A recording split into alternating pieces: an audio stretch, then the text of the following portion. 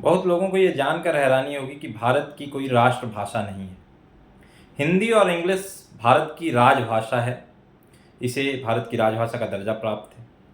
हिंदी को भारत की पहली राजभाषा और इंग्लिश को एसोसिएटेड ऑफिशियल लैंग्वेज दूसरी राजभाषा का दर्जा कहा जा सकता है। राजभाषा का तात्पर्य यह है कि ऑफिशियल कार्यवाही के प्रोसेस में इस भाषा का इस्तेमाल होगा, न कि राष्ट्रभाषा के रूप में।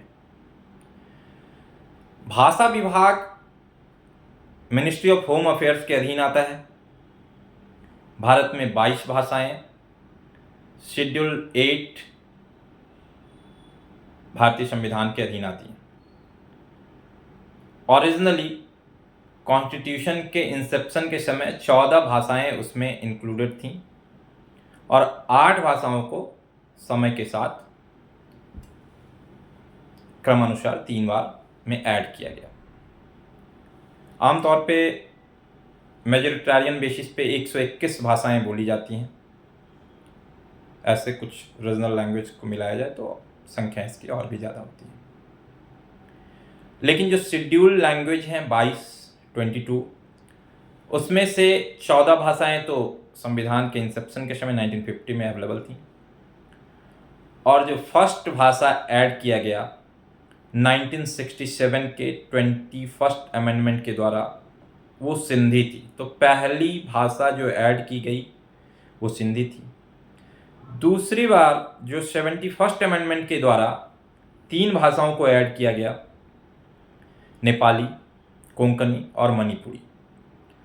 और तीसरी बार 92nd अमेंडमेंट के द्वारा 4 भाषाओं को ऐड किया गया, संथाली, बोडो, डोगरी और मैथिली।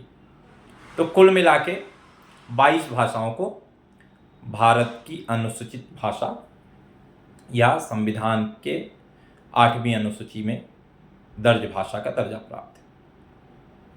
भारत में हिंदी भाषा करीब 43% लोग बोलते हैं और जो एक विडंबना है इंग्लिश के लिए, जो कि मात्र 0.02% लोगों का ही मदर टंग इंग्लिश है।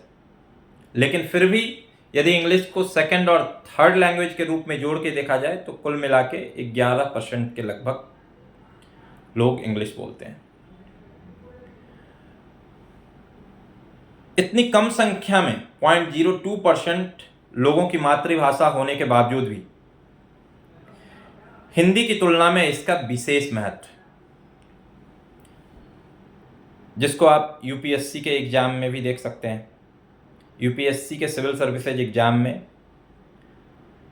जो दर्जा या रिजल्ट में जिस बड़े लेवल पे इंग्लिश की उपलब्धि देखी जाती है, हिंदी कहीं भी नहीं ठहरता।